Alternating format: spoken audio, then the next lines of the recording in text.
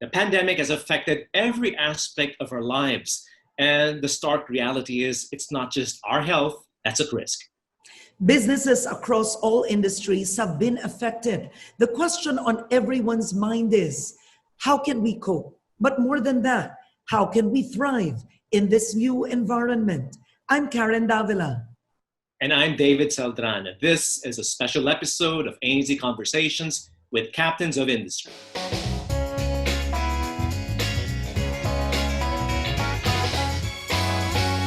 The pandemic has impacted pretty much so much of our lives, from the way we work, the way we learn, the way we consume, the way we buy, the way we shop, the way we live and think.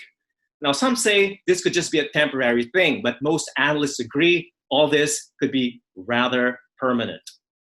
So what we did is we gathered a group of CEO friends today to find out not just how to cope in the midst of uncertainty, but how can we thrive in this new normal? What can businesses do to innovate? How can you earn more money in this new normal? Let me introduce our friends, Karen. I'll do this alphabetically because they're all CEOs, they're all equals. Let me start with Brian Koo, who is the president of Grab Philippines, who's taken a hard hit at the start of the lockdown. But of course, he also has Grab Food and Grab Express in his portfolio. Our next guest, Karen, is Ernest Koo. Of course, he's a CEO of Globe. And Karen, I can't imagine surviving this lockdown without GCash, without Zooming, without video conferencing, and all the other things that we've had to migrate online. So thanks to telcos like Globe. Next, we have Frederick Go. Fred, of course, is the CEO of Robinson's Land, one of the biggest real estate developers in the country, together with David Leechiu, also in the same sector pretty much. David Leechiu is a CEO of Leechiu Property Consultants. And finally, we have Fred Yuson. Fred is a CEO of CWC Interiors. They're the distributors of high-quality interior and architectural furnishing products in the country. So Karen, let's begin. I want to ask our CEO friends, what's the biggest challenge so far that your organization had to grapple with, the most audacious change you had to do, not just to keep your business afloat, but even to thrive in this new normal? Some businesses are earning more money and some are losing. Ernest, would you like to start? The biggest challenge for us actually were two things. First of all, it's the sort of hastened adoption of work from home. We were preparing for it. We had all the tools. Globe is a highly automated, highly digitized company where the use of paper and routing of paper has been eliminated. We actually invoked work from home earlier than the government instructed us to. And to our surprise, actually, we're functioning extremely well. We're functioning well enough that even after GCQ is declared, and on June 1st, we opted not to go back to work until the 15th to give us more time to analyze the situation and ensure that our protocols for re-entry are very well set. The second and probably bigger challenge that we face is in continuing to roll out our facilities. I know Globe had a massive spending campaign this year. I think that was over 60 billion worth of infrastructure we were going to build. When the pandemic broke out, we had about 20% of our workforce out in the field. Obviously, the people who were building the infrastructure, building the cell sites, laying out the fiber, were quite reluctant to come out and work, obviously because of the dangers of the virus and catching it, because it was really spread out in the beginning. But we worked with programs with our contractors, providing with the right PPEs, the right hazard pay, the right medical coverage for our employees, and providing them the assurance that we will be there for them should something happen. And we were able to bring that ratio up significantly, but that is still the challenge because we cannot stop building. Demand keeps growing, and if we stop building, we will be overrun pretty much, and performance of the internet, performance of mobile data, performance of basically your broadband connections will suffer. And so that has to continue, and that's something that we will probably accelerate post GCQ. Frederick, go. Fred, perhaps you can share what was the biggest challenge that you had to face so far with Robinsons, considering you're a brick and mortar business, you're in retail, you're in everything essentially that consumers need on a daily basis. I think our biggest problem, our biggest challenge was very, very obvious. We shut down the malls, basically. And we have 52 malls nationwide, and we had to shut down all of them a few days into the NCR ECQ. And so obviously it's very tough for us because the only operational units within our malls were the supermarkets, the pharmacies, the banks. But basically that meant that about 90% of our shopping centers were closed. And obviously in the spirit of healing as one, or the Bayanihan Act, we had to waive all the rentals of all of our non-operational tenants, which meant that we we we had to forego about 90% of our income. Of course, we had other businesses that were challenged, such as our hotels, because as you know, travel and tourism dropped to almost nothing. So most of our hotels had to shut down as well.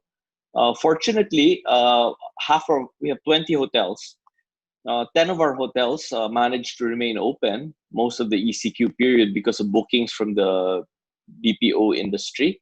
For the BPO industry, I think it was critical for them to keep their labor force intact, and they provided the accommodation and transportation for their labor force to get to and from work. We did manage to survive a little bit on the bookings we got from BPOs nationwide. I guess as you said, we're in the brick and mortar business, so we're probably the most hit uh, after probably the aviation industry. For CWC, we've been known to be a very strong contract furniture supplier for the BPOs, multinationals. Been in business for like 28 years. It was always it's for us. It's a red ocean already. So we've been waiting for the perfect storm. We've been waiting for the blue ocean, and this is our blue ocean. We always say that in every end there's a new beginning, and this is our beginning. I mean, we are lucky to have 2,000 shares on inventory. We came up with a campaign of 6 chairs, and they say cash is king. So we had 50 off to all our chairs and try to shore up our inventory, which we are very close to doing so in a week. I think you work more at home than the office without without the traffic, without the parking issues and other things, right? So the employees need better ergonomics at home more than the office actually. And one awakening portion of the market now that we discovered is the village marketplace. This is the new normal. I mean, all the villages now have their own Viber groups. I punch in my campaign, the Viber groups. I get 10 calls immediately in 10 minutes, and then I get coordinators all over all these markets, and they've been very active. We're trending. We're delivering 7, 8 trucks a day. David Leechiu, of course, coming from what Fred just said. I mean, more people working from home. Let's talk about the impact on your line of business, office space, rentals, leasing. I mean, there are opportunities. Tell us about that, but of course, a huge impact as well. The property sector is one of the hardest hit in the world in terms of this COVID. But there's one thing that is reinstated, which is the office sector globally is probably proven to be the best asset class in the property sector because, as Frederick mentioned earlier, the malls are all shut down, the hotels are all struggling, and residential pre-sales and amortizations are being deferred. Rental in the residential sector is also being deferred, but the office sector is the only one that is still producing cash for many, many developers and property owners. And that's a phenomenon that is happening throughout the world. And siguro the biggest challenge for our business is the perception that we're trying to counter, which is it's not 100% bad news, but people want to keep believing that it's so bad. So there's this whole psychology about misery loves company, and there's a conflict between the buyers and the sellers. The buyers, there's so many buyers out here in this market in the Philippines that are so liquid, and they're doing what they can to influence perception, to drag prices down, because this is the one moment in years, I've always been asked, how long is this thing going to last before we see massive cracks in the system? And I say, I think if this lockdown continues to choke cash and velocity of the economy, then we're going to see cracks in the system by August. But if we're able to get out of this lockdown before August, then we have a strong chance of a recovery. What happened with Grab was a year ago, a bit more than a year ago, we decided to move into just being a transport app to becoming your everyday everything super app. And because of that, we went into other directions of launching other verticals like food and taking the delivery business a bit more seriously, and not just focusing our efforts in transport. And that paid dividends during this crisis. So transport still made up around 80% of our business and more than 100% of our profits pre-lockdown. But as we all know, public transport was stopped. So there was a very big hit on us, same as what Frederick mentioned a while ago in the malls business. We felt the same in the same magnitude for the transport business because it was completely shut down. And we're talking about around 50,000 drivers who lost their livelihoods and their income opportunities. So that was very difficult for us, and we had to sort of shift from, being a for-profit company to becoming a company that would be able to use our logistics network, our communities, to be able to deliver relief goods to these 50,000 affected drivers. So that's been going on since the second week of the lockdown, where we've spent over 20 million pesos in relief efforts, particularly for our drivers. GrabFood, of course, did well during this ECQ, but we also faced the challenge at the start where we lost a lot of our supply. Because of the lockdown areas and the checkpoints, a lot of our drivers weren't able to come in. So from, let's say, 100% of our supply pre-lockdown, it went down to only 30% of that. But demand shot up. Demand on a regular day was double of pre-lockdown. And on Mother's Day was 5 times that demand. And we were only able to serve less than 10% of those orders because of the lack of drivers. But our priority in relaunching the transport business would really be around safety and hygiene. So I agree with Fred that safety and hygiene is a temporary thing, but we see it that it will now not just be taken for granted. People will be looking for a safer and more hygienic option when it comes to commuting and other things. What is the biggest change in the mindset, behavior of your clients and consumers? Let's start with your digital consumers, Ernest. I think, like I said, it's a realization that digital does work. It's not only for millennials. It's not only for the young people. That it's really for everyone, and it provides this level of convenience that you don't have to really go anywhere else, right? I think a lot of the change that happens is predicated upon a no contact scenario. People are afraid of contact, and the less contact you can make it, I think people are now more even appreciative of it. For instance, in our stores, we're seeing very much less now when we open the stores. I think about the 27th of May, less people now actually recontracting there. I mean, getting their new plans. They're doing it by phone. They're doing it through digital means, and we're delivering the handset and it's done.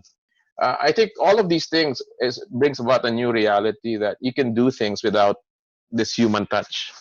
You talk about food delivery, right? I mean, never more than before, where food delivery is now happening, and you don't want to pay by cash when the guy comes. Yeah, like for me, what I want is I order food, I pay through my credit card or GCash, and then it's here with either through Grab or through the other companies, right? That are out there. So I think that's the biggest change is the no contact policy and this openness to digital as a means of transacting. Right. Frederick, what about you? What change have you noticed since the onset of the pandemic? A lot of these changes have been happening because of disruptions, right? But we're seeing this massive shift now in consumer psychology. What are you noticing on at least in your business on your end? David, two things. I always like to divide this whole change into two things. There's the temporary change and there's the permanent change. I think on the temporary change, which people spend too much time on, is all about sanitation, precautionary measures, hygiene, and all of that. I'd like to think that these are more temporary in nature. But the permanent change in consumer behavior will really be the digital processes that have been experienced by people during this period that they otherwise would never have tried. Like for me personally, I'm an old-fashioned guy when it comes to say banking transactions. But because of this ECQ, I actually tried e-banking, and I think it's very easy. It's very convenient, and I think I will continue to do it. So there are a lot of things people have tried during this period, like ordering food online, booking things online, e-banking, grocery shopping online. And I think these are permanent changes in people's behavior. And for big companies and for small companies as well, all of us have to find ways, I always say in our company, to make lives easier for both the customer and for ourselves.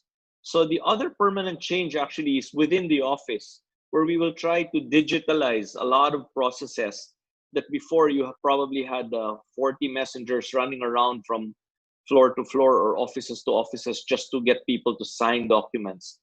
I think now more than ever, the office will become more digital in its processes. Right, Brian, going back to our discussion on changes that you've noticed in your consumers, your clients, you talked about hygiene, of course, being the obvious one. Anything else with something with a bit more long-term impact on how they're going to purchase and make decisions in the future? So during the lockdown, we were able to launch our grocery vertical, Grab Mart, and we've seen good traction. So similar to what Ernest and Fred were saying, the whole aspect of accepting a more digital lifestyle, I think is a very permanent trend that's here to stay. So people being more used to consuming online and spending more in that consumption. So we've seen average order values on GrabFood, for example, go up by 20-30%. So they're getting more comfortable in spending a larger amount of money online. And I think that's here to stay. David, quite different with the real estate sector. Big ticket items, not entirely a virtual economy yet in that level. What are you noticing apart from fear? You mentioned fear, you mentioned negativity. What else are you noticing that has really shifted in the past few months?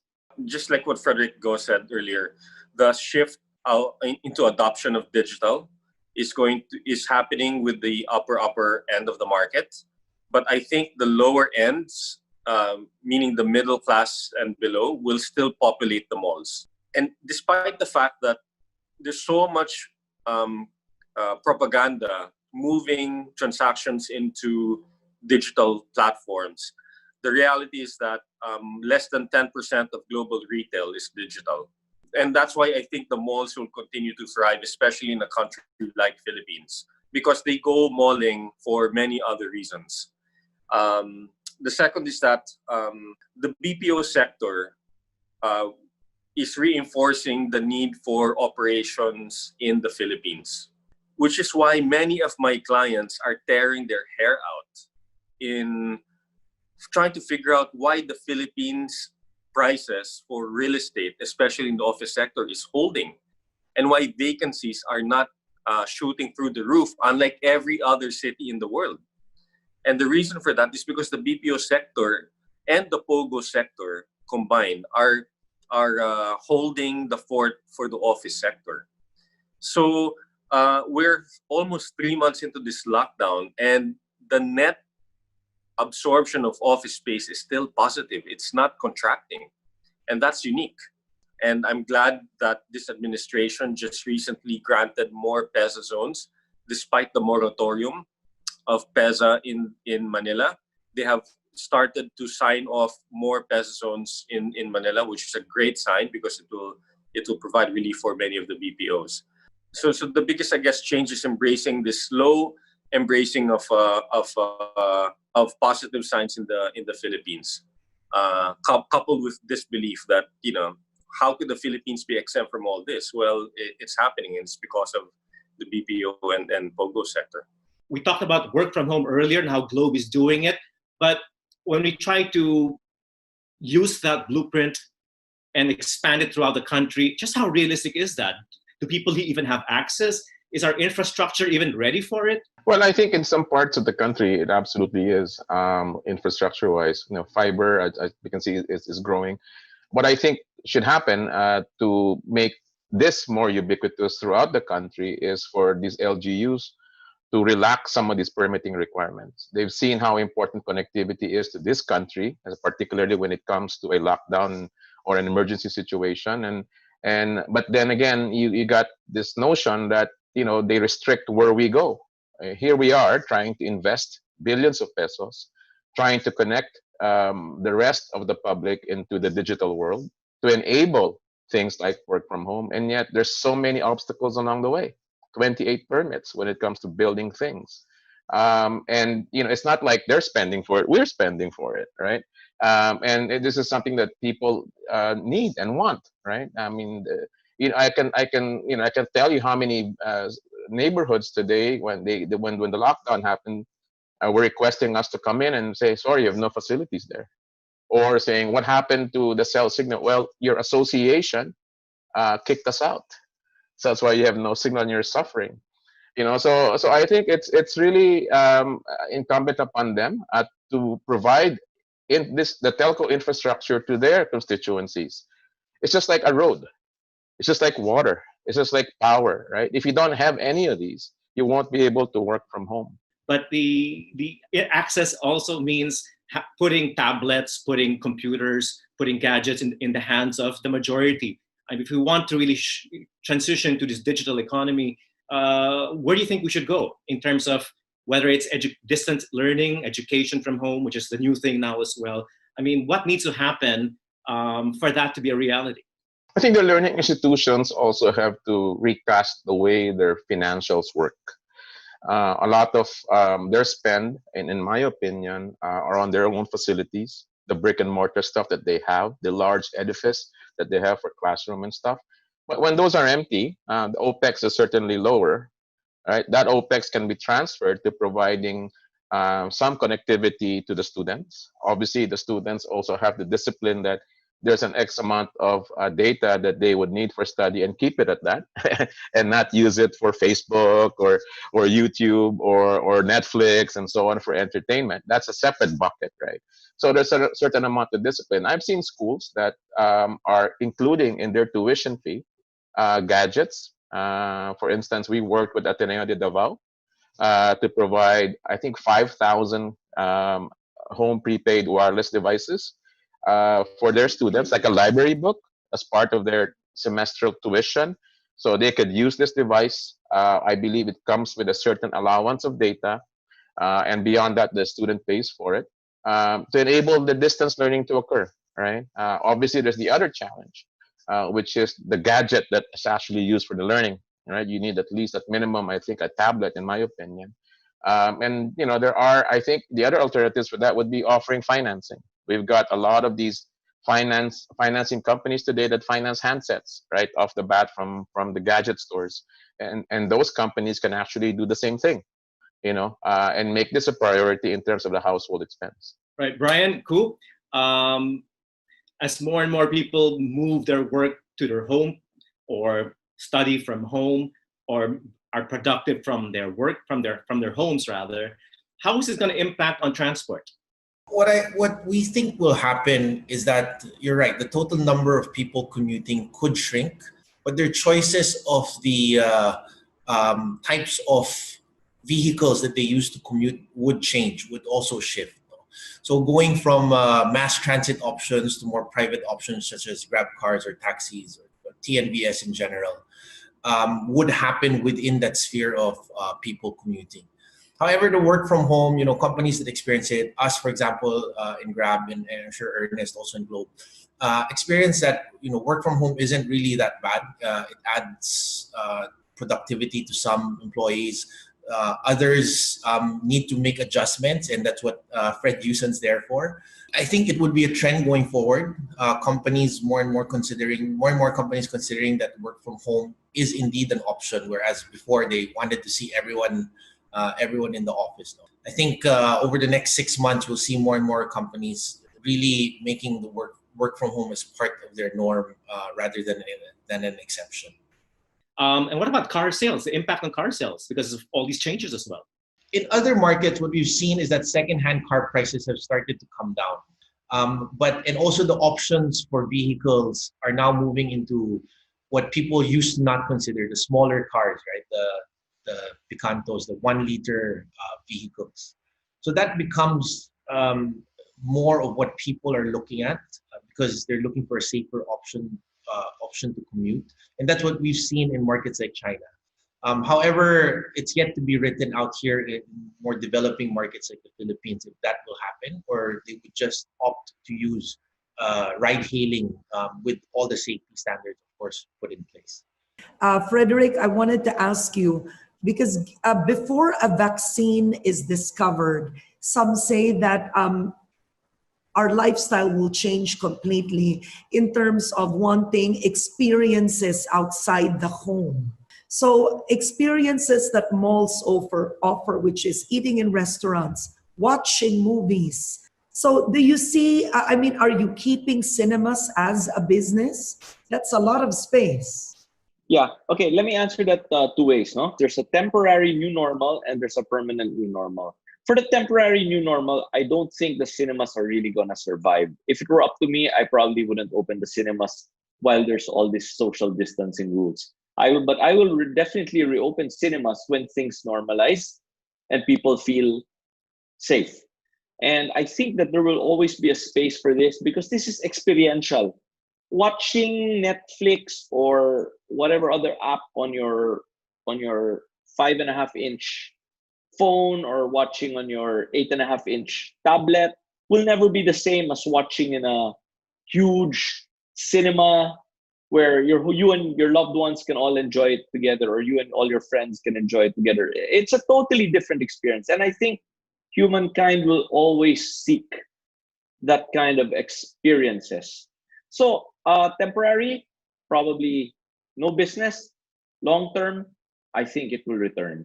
The second part is I just wanted to say something about this whole thing about the digital economy and the digital trend.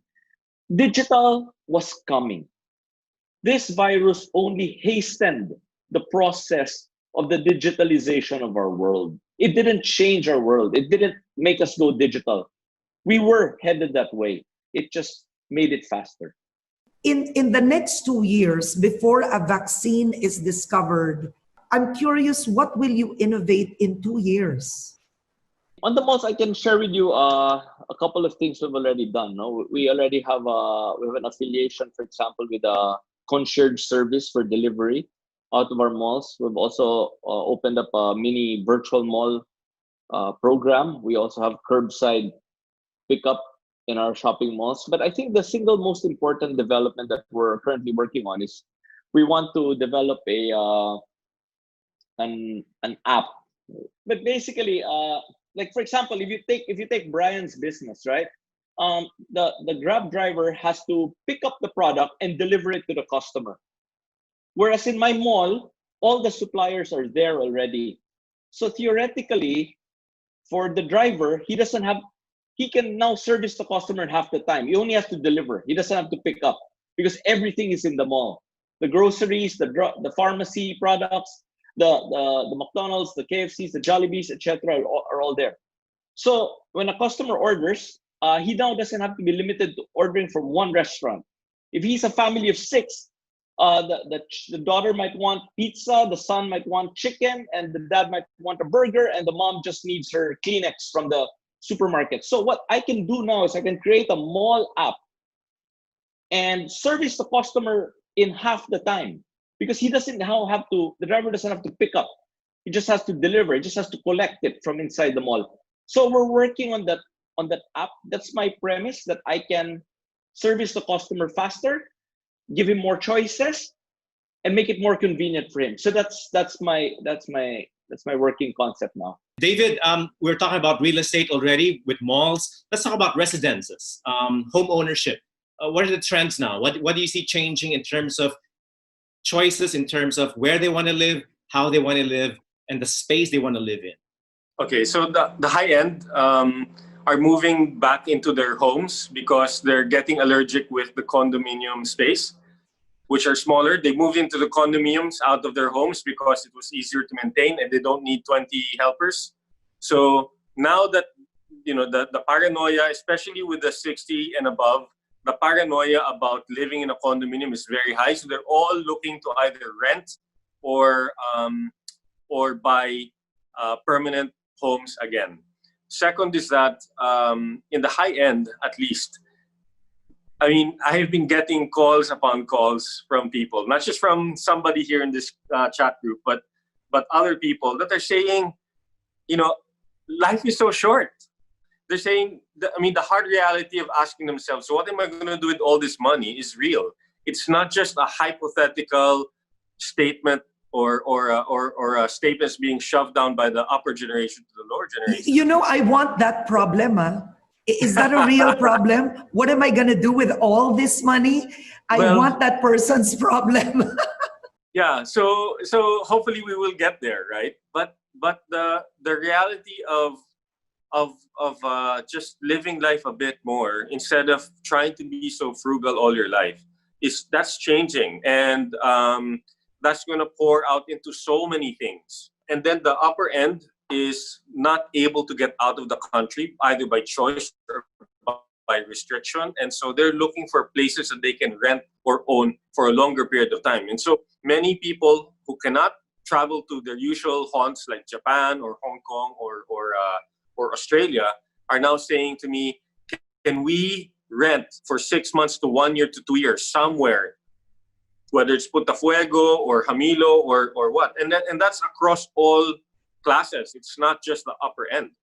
They're looking for places that they can escape to for a while because they're not going to be able to travel. And so the amount of unspent money is being diverted back into the economy instead of being sent abroad. You know, before this crisis, so many people were saying cash is trash. If I sell this asset, what am I going to do with the money? Nobody's talking like that anymore. Everybody's going back to cash is king and going back to being smart about money and cutting down debt. And how do you then save money so that you can reinvest it so that it can grow, so that you can provide for the long term for stuff like this? So many people forget the concept of building a nest egg, and this has reminded people about building a nest egg. Fred, you talked about the village marketplace. It seems like people will now want to be close to everything, to their hospitals, close to their... I mean, what the pandemic has exposed is people are afraid to go long distances, right? And with all the checkpoints, it's become practically difficult to get around the city. Are you seeing a preference now for, you know, so-called township models or models where you eat, sleep, play, work in the same place? Frederick first, and Fred. We're strategically trying to build more what we call destination estates. And in our destination estates, it would be complete, no, with homes to live in, offices to work in, malls to shop in, entertainment and recreation parks for health and family bonding. So to answer your question in a short way, yes, we do believe in estates. We are also a developer in Davao. We're building a 30-hectare township. It's going to be the CBD for Davao, a joint venture with Cebu Land Master. We're almost very close to, before the pandemic, close with Frederick, with Robinsons for a mall. But yeah, so we are redesigning the township design. Good thing that it's just in the design stage. So our condominiums, high-rise condominiums, 30, 40 floors, we're going to convert them to, we're going to redo and replan it into like low-rise, mid-rises, like a Serendra type of development, 8, 10 floors, wide staircases, disinfecting sprinklers, or elevators that can only handle 4 people. So, and then of course the civic center is being built by Ed Calma. The malls like Casas is still there. But they are more organic now. They're not the huge Titanic malls. These are like organic flagship stores. And then the movie houses would be 12 movie house cineplex will be replaced by a drive-in movie. So we're gonna, we have to adapt to the new normal type of development. Yeah, very quickly, Ernest and Brian, together, quick answer.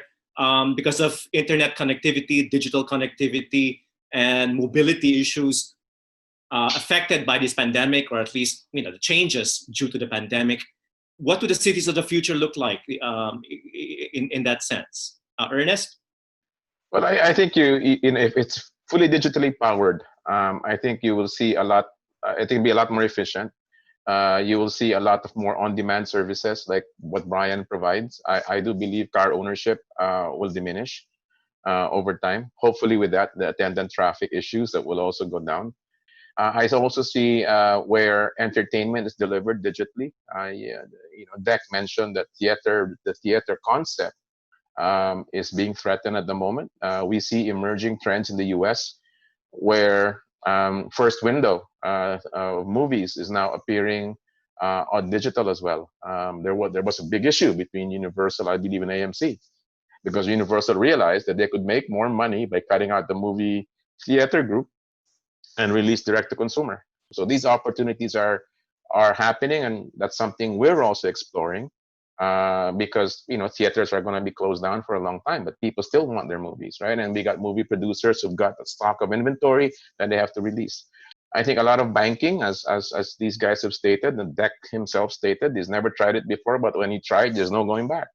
I think also Filipinos will now become more, you would say, more okay to try new things, because that's been the challenge always. As a Globe, we've been getting people to change habits, from getting them to use their smartphones to streaming music, streaming video, now Gcash and e-money.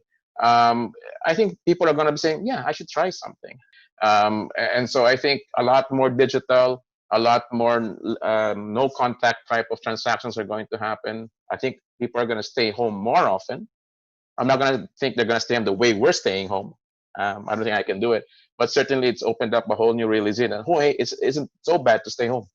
I agree with everything Ernest said, spot on. I just wanted to add that when it comes to essential items and deliveries, I think the whole infrastructure of how logistics would change. Instead of large warehouses, there would be distributed hubs around the city. And we see that with restaurants having cloud kitchens, thinking about cloud kitchens because the dine-in sector is still uncertain. They don't know when they'll open. I see a lot of that also happening with supermarkets and groceries opening up across the city for them to be able to provide instant delivery services through platforms like us or any other platforms that have that logistics network of riders that could go around and deliver things within 40 minutes. So that's a trend that I think is here to stay. As we close, I think this is a master class with captains of industry, and those watching us would like to understand if they have a small business. When is it time to downsize? When is it time to close down? How do I move forward from this? What advice can you give our business owners, our entrepreneurs that could help them face this uncertainty? Perhaps let's start with Ernest. Well, I've always followed the philosophy that we should follow what consumers want. And you have to adapt your business to what the consumers want. If the consumers want to stay safe and stay home, so be it. If the consumers want to go out, let's adapt to it. Obviously, we have to adapt our business. If you're a hospitality business, you're gonna be able to survive at 50% seating capacity. I mean, I'm not in that business. I don't know how to do that. That's gonna be tough, right? Obviously, the whole chain will have to change. How much rent you pay, how many people you employ, and so on and so forth, right? But as they say, don't waste a good crisis. With every crisis comes opportunity. Because with every crisis comes some change, a change in habit that could create that opening, right? I think when the financial crisis hit a few years ago, so many businesses came out of the woodwork and a few became the large ones, right? That we see today. And I think there's going to be that. But again, it's really keeping your pulse on how that consumer is moving. I agree with Deck as well that there's going to be the pre-vaccine and the post-vaccine scenario. How does one survive before that? confidence will shoot up once a vaccine happens, if it does happen, right? And you hear different kinds of news, right? From China having one very shortly to this company in the US going to be releasing it by year end and so on. And things will change again. And so you have to stay agile. You have to stay flexible. You got to stay on top of habits, and you got to react very quickly to when that habit changes. I was just gonna say, Ernest used all the words I was gonna use. My favorite words in the office are agile and flexible. So he took the words right out of my mouth. But I think for me, what's most important is our mindset now. You know what? I don't want to repeat what Ernest said, so I'll just say something else. I'll just answer it in a little around the bush way. I wrote a letter to my team just when on I think May 16, and I started the whole letter by saying that I think there's too much negativity in the air. People are passing around too much fear, passing around too much negativity, and I was just trying to ask everybody to have a more positive mindset and have the long term in view. So there's going to be a lot of pain temporarily, but if we can survive that, we just have to be disciplined and survive that. We're going to get back to our normal life. I own Mutjana Pilipinas. We now are considering digital pageantry. I mean, it's also a chance for us to be on level playing field with all the major beauty pageants in the world, and for the China Pilipinas to shine as the first Filipino branded pageant, right?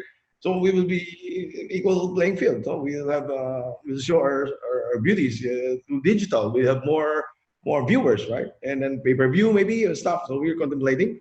DGT, of course, double global township. We've shared with you the township, the shift, the new normal type of way of doing things.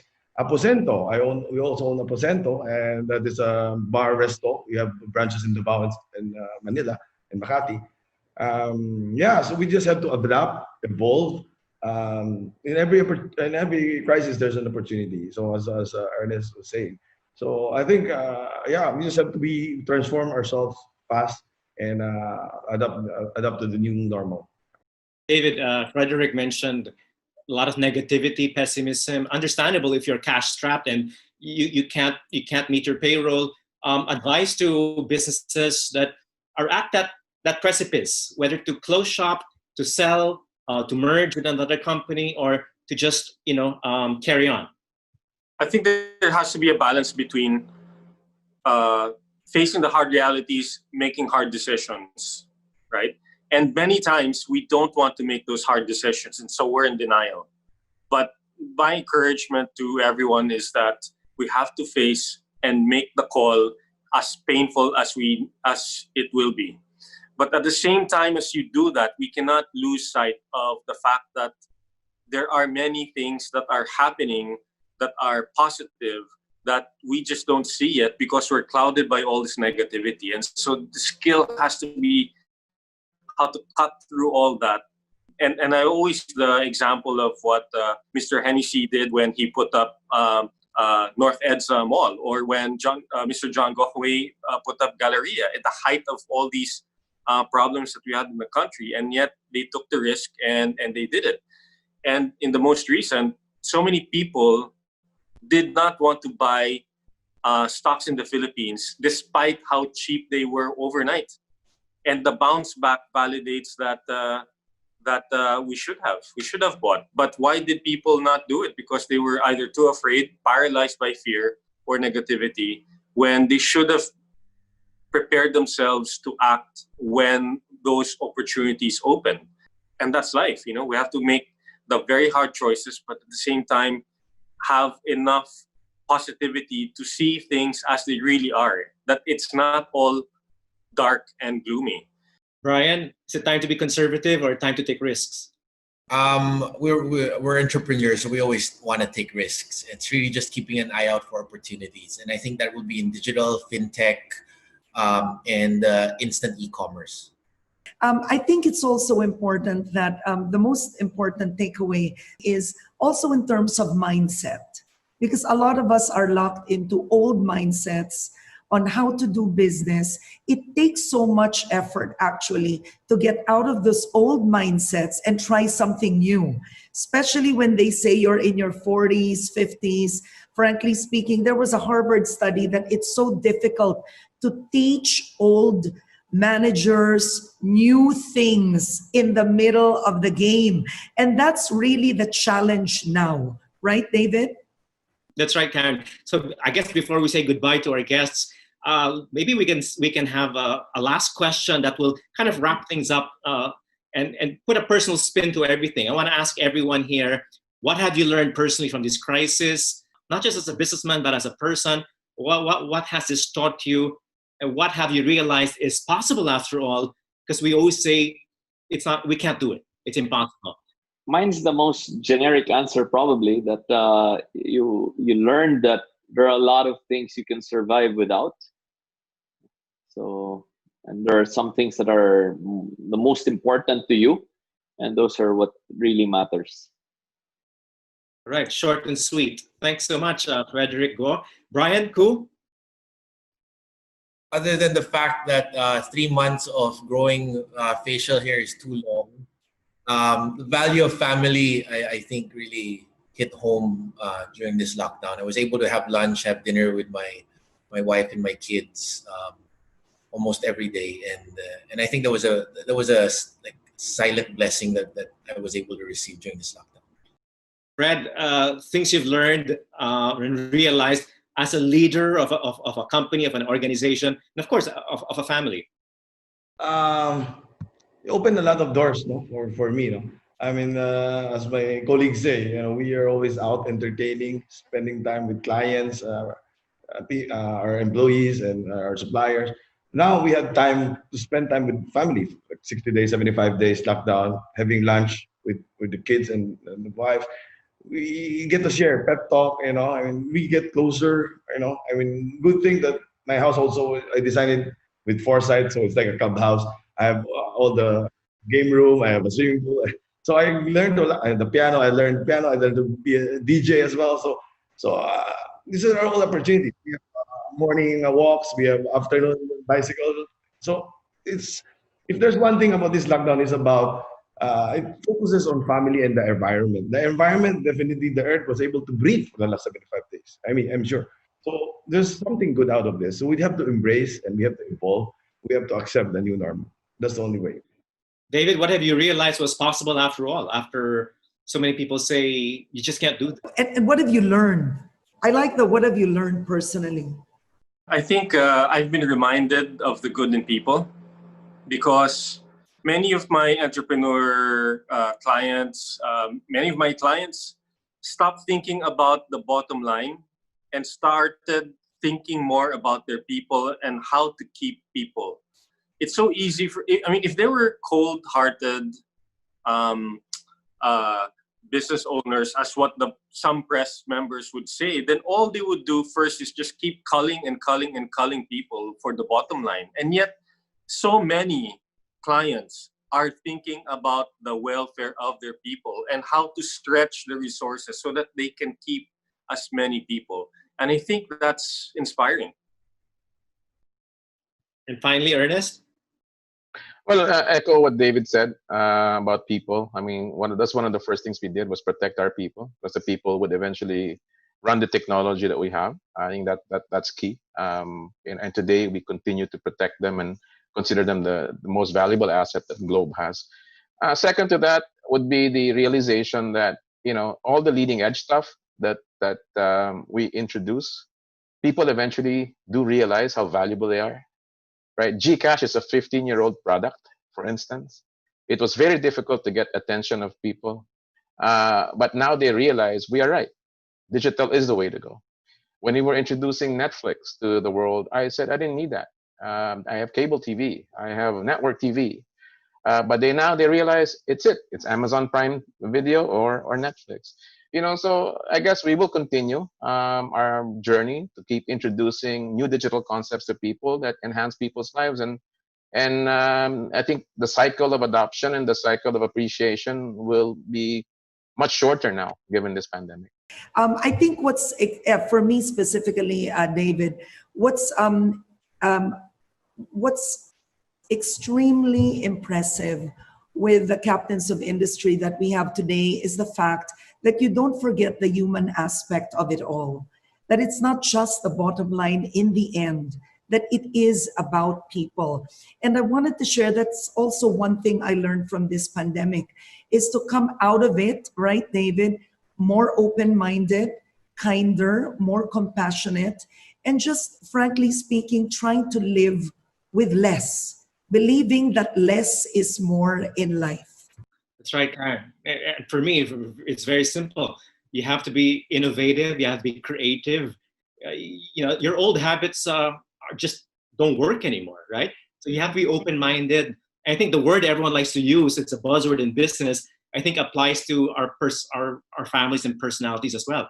It's agile, it's agility, it's flexibility and adaptability. I think we'll get through this pandemic if we have that mindset. So thanks to all our guests, David Leechiu, Brian Koo, Fred Yuson, Frederick, and Ernest Koo. Thank you so much, guys. Thank you. Thank you, everyone. Thanks for having us. The pandemic and its effect on our lives continue to unravel. Business and industries are slowly trying to pick up from where they left off. That's right, Taryn. And as for people, well, we're all trying to adapt to this new way of life. So let's all get used to it. And better yet, let's all have an open mind and accept it. I'm Karen Davila. And I'm David Celdran. Thanks so much for watching ANC Conversations.